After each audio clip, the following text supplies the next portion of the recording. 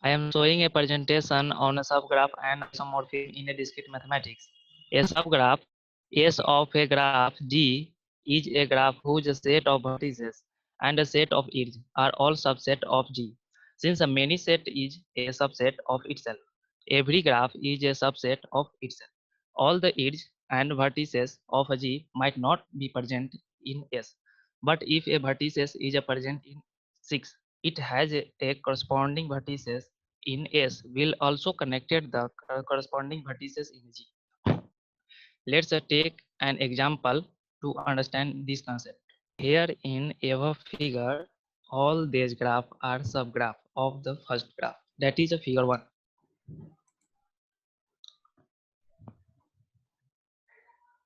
A vertex induced subgraph is one that consists of sum of the vertices of the original graph and all of the edges that convert them in original. The second two figures are vertex induced of first figure. An edge-induced subgraph consists of sum of the edges of the original graph and the vertices that their endpoint.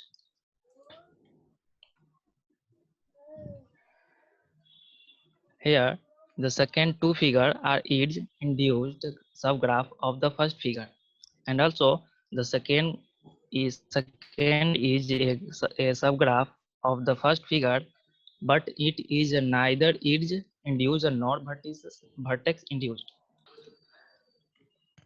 Isomorphism.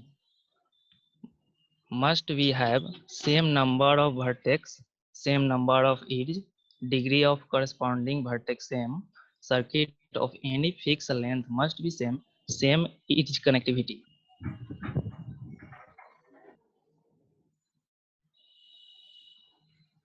G1 congruent G2 then.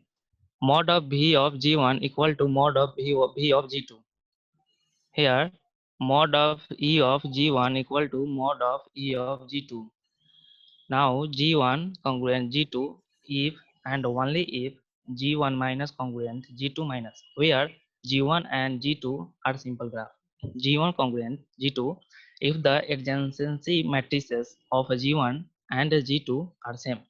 G1 congruent G2 if and only if the corresponding subgraph of G1 and G2 are isomorphic. If is isomorphic because all conditions satisfied.